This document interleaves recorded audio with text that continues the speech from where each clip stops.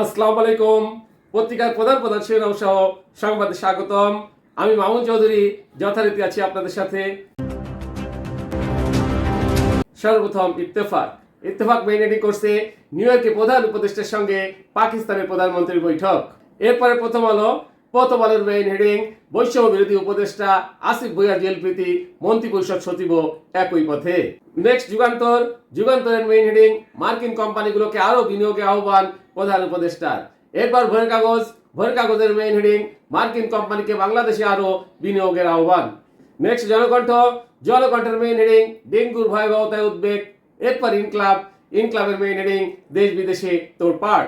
Next আমাদের সময় main heading, যুক্তরাষ্ট্রের ছোট্ট প্রযুক্তি কোম্পানিগুলোর HYB ভিসা নিয়ে টানাপোড়েন। এরপর যাই দিনের মেইন হেডিং, মার্কিন কোম্পানিগুলোকে আরো বিনিয়োগের আহ্বান প্রধান উপদেষ্টার। নেক্সট মানবজমিনের মেইন হেডিং, বাংলাদেশে দ্রুত গণতান্ত্রিক উত্তরণ দেখতে চায় EU।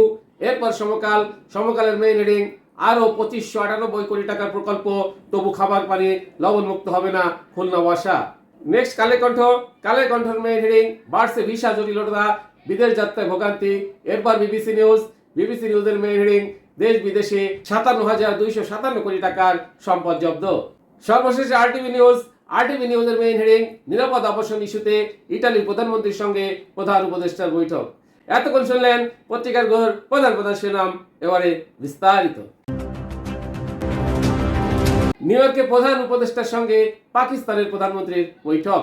যুক্তরাষ্ট্রের নিউ ইয়র্কে জাতিসংঘ সাধারণ পরিষদের 80তম অধিবেশনের ফাঁকে অন্তর্বর্তী সরকারের প্রধান উপদেষ্টা অধ্যাপক ডক্টর মোহাম্মদ ইউনূসের সঙ্গে বৈঠক করেছেন পাকিস্তানের প্রধানমন্ত্রী শাহবাজ শরীফ।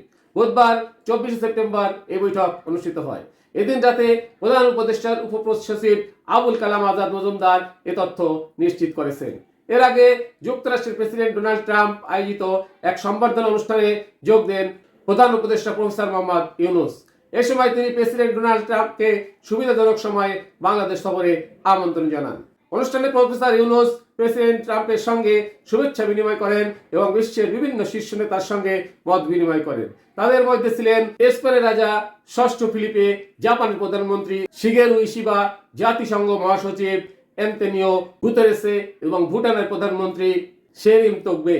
এছাড়াও যুক্তরাষ্ট্রের পররাষ্ট্রমন্ত্রী মার্কো রুবিও এবং দক্ষিণ ও মধ্য এশিয়ার মার্কিন বিশেষ দূত সার্জিও পরেরোর সঙ্গে সাক্ষাৎ করেন তিনি। পত্রিকার প্রধান শিরোনাম সহ সংবাদ এখনকার মতো শেষ করছি। আল্লাহ হাফেজ।